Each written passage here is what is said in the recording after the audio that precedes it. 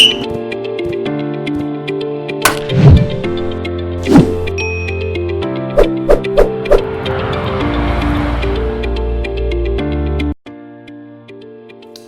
guys, my name is Ankit Bohre. I'm from Velocity, the English Factory. दोस्तों आज हम चलते हैं टेंसेस का पांचवा और आखिरी और सबसे इंपॉर्टेंट पार्ट जो कि है परफेक्ट कॉन्टिन्यूअस टेंस को जानने के लिए. आज हम इसमें पढ़ेंगे तीन tenses: present perfect continuous, past perfect continuous and future perfect continuous. तो बिना टाइम वेस्ट किए शुरू करते हैं दोस्तों. तीन चीजें हमें इसमें पढ़नी है: आईडी, यूज और उसका फॉर्मूला. ये सब बातें आप बहुत अच्छे से अब तक जान चुके हैं दोस्तों. चलिए, परफेक्ट कॉन्टिन्यूअस टेंसेस की आईडी होती है, सेंटेंस के लास्ट में आता है रहा है, रही है, रहे हैं या रहा हूं.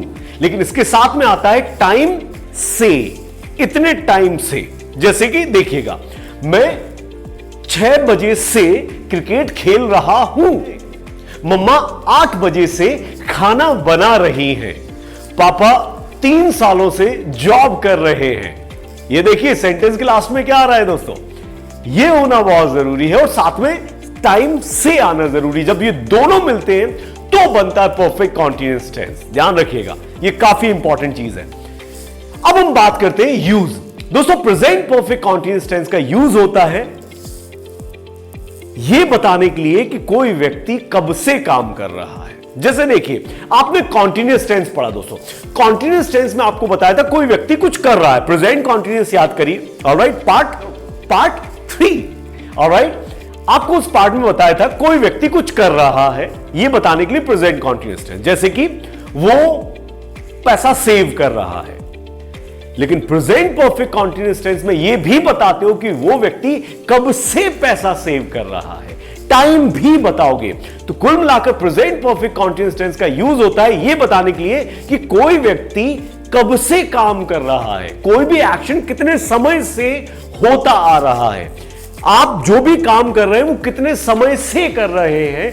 यह बात बताने के लिए दोस्तों आप ये प्रेजेंट परफेक्ट कॉन्टिन्यूअस टेंस का यूज करेंगे. चलिए, अब हम बात करते हैं इसका formula. Present perfect continuous tense का हेल्पिंग वर्ब होता है has been and have been.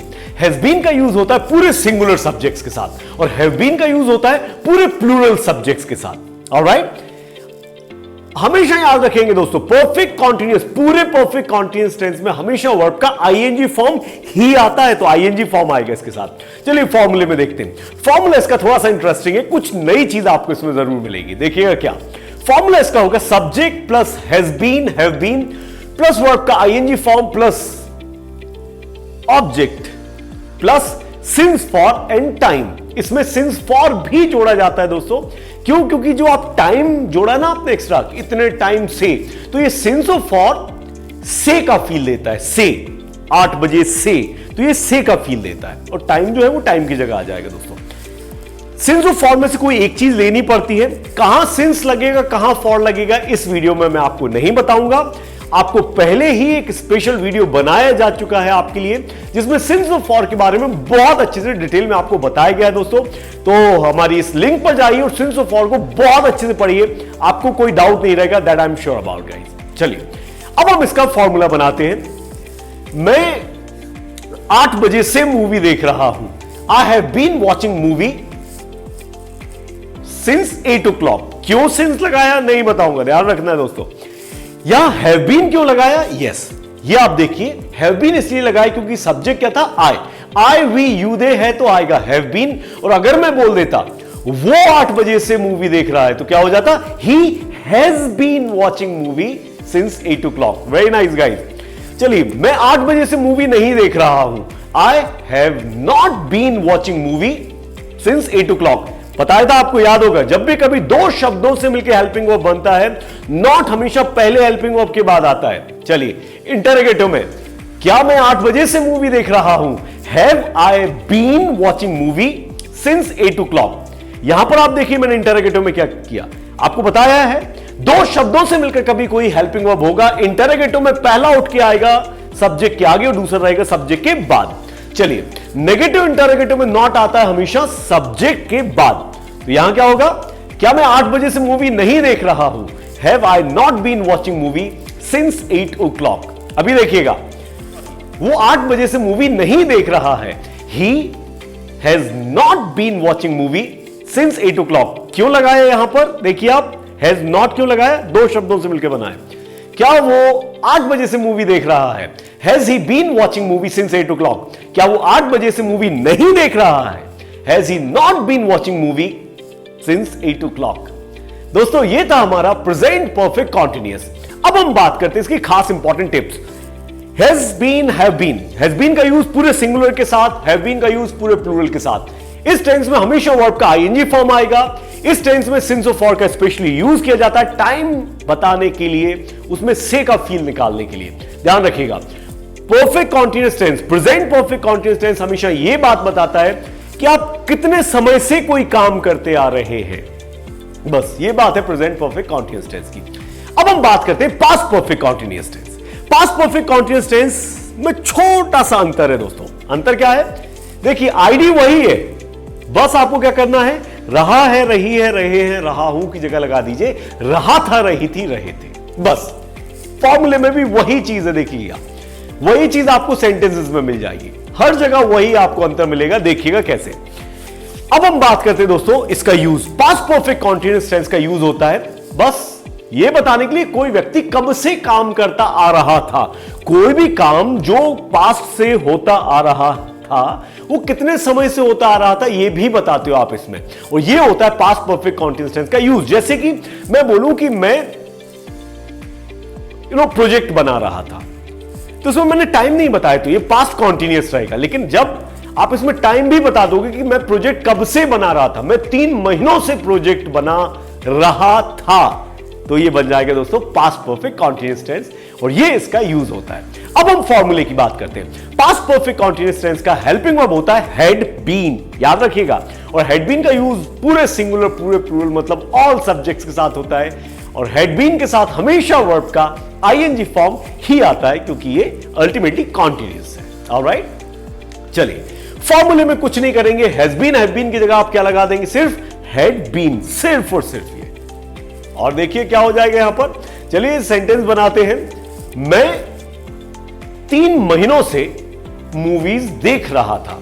I had been watching movie for 3 months। क्यों फॉर आया, इस लिंक पर जाइए और देख लीजिए दोस्तों।